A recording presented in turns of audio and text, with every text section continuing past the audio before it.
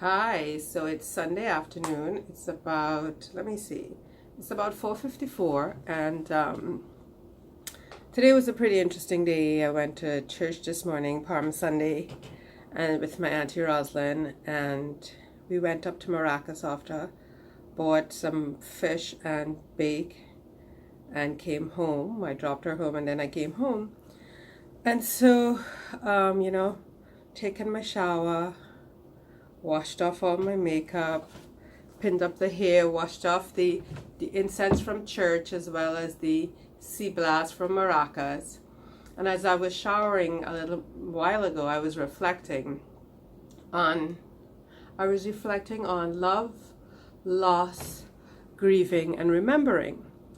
And all of this, of course, because it was church Palm Sunday, I sat in the pew that my mother sat in, and my mother left me a gold bracelet, which I wore to church today because I took her to church with me. That's what that gold bracelet symbolized, because I can't really wear it anywhere else in Trinidad because it's so unsafe to be walking around with jewelry. I really do not. Anyway, and why church is symbolic? Because I see myself as a spiritual being. I see myself as a religious being. And as you all know, I always tell people, Mommy and I had a very interesting relationship. It was challenging for most of my life, but it was steeped in love and belief and her wanting so much for me and expected so much of me. Anyway, so we did the normal, go to church, Sunday school, confirmation.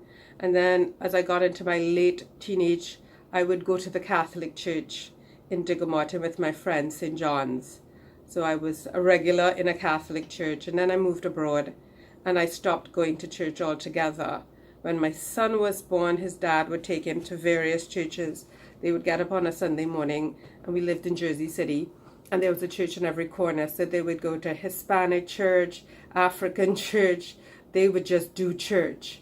And then we moved back to Trinidad, and Jabari was about 8, and he was christened. Like, I flew him down within his first 5 months, and he was christened here in Trinidad and with the family, etc. Anyway, so when we moved back to Trinidad, of course his grandmother insisted that he attend church. So as a norm, he would go to church with Grammy on a Sunday morning. And of course, he's a little bit slow, she's a little bit rigid in terms of what he wore, and the relationship was getting strained, but he really did love going to church. So I said to him one day, I said, would you like Mama to drop you to church on a Sunday? And he looked at me and he said, I would like you to come to church with me. And that's how my church adventure began in Trinidad. And it was at All Saints, and I would go, but I can't just go to a Sunday service and leave it like that, of course, because it's Sharon. So I got involved in all things church. We ran an HIV prevention program for the kids in Sunday school, as well as other programs. And then I sat on the vestry for a hot minute, etc. And of course, I would go with Mommy, and I'd make really inappropriate jokes, and she'd be like, shh, and then I would, smile when the sermon was really good and moving, and then I'd fall asleep if it wasn't. So I was I was very interactive. The church experience was a very interactive one for me. Anyway, long story short, Mommy dies in November 2014. She died. And part of the process of grieving is that, I would go to the house, into my mom's room, and I would leave Diamondville feeling very sad and come home and be very, very sad. So church has been very difficult, but I love All Saints. I love that particular church, so it's not even about going to any other church. Anyway, so I went to church this morning, and as I said, I wore Mommy's bracelet, and I sat there, and a long service, but it was really a good service. And I just felt her. I felt the memories, and of course, because I was a regular, everybody who was like, hey, we haven't seen you in a while. This pew has been empty, is what someone said. Your pew has been empty. And people said, how are you doing? And then we thought you left. We thought you had gone back, And so it felt a lot like family. It felt like family. And so we went up to Maracas, and then I came home, and I've been bepping. I was like, I ate and I was like falling asleep.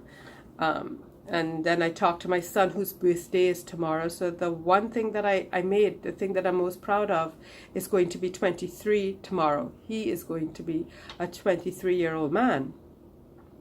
And I think about legacy, and I think about generation, and I think about how much I miss my mother. That I really do feel it wasn't time. And maybe it was time, but it wasn't time, because there was so much more. We were getting into that part of our experience, that we were more interdependent, and there was a lot of acceptance on both sides, and so I truly miss her.